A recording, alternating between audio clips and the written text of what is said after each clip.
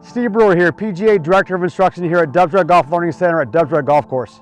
Today I want to talk about how to use a tee at the proper height when you're on the tee box. You know, there are times when we hit different clubs, not always a driver on the tee box. Sometimes we hit an iron into a par 3. Sometimes we have a short par 4, so we might use a fairway wood. And then of course, other times we're going to use a driver. Each one of those should have a different tee height, okay? Too often I see golfers assume that it's always going to be the tall tee ball where it's like a driver, all right? This would be an incorrect way to use it. You know, Jack Nicklaus famously said, when asked years ago, should I use a tee on a par 3? He said, well, why would I ever give away that advantage? Well, we got to do it the right way. So the first ball I have over here, this is what we would do with an iron. You can see it's teed very low to the ground, all right?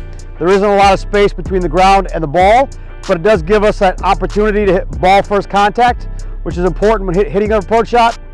And this way, we have that advantage we're looking for off the tee, all right? The next thing we have here would be how we're gonna tee it up with a fairway wood, all right? With a fairway wood, it's gonna be higher than we have with the iron, all right, but much lower than the driver. All right, you can see that it's a little bit more off the ground than the other one. Might even wanna go a little higher than that, depending on how big my fairway wood was. Anywhere in that area would be perfect to be able to hit your fairway wood off a tee box.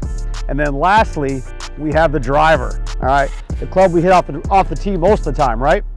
Here, we're gonna tee it up really, really high, all right? We wanna you'll notice the majority of the golf ball is above the top part of the driver, all right?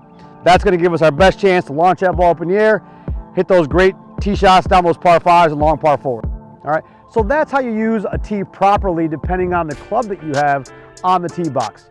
Utilize this process when you're out there, you have a lot more luck hitting your golf shots where you want them.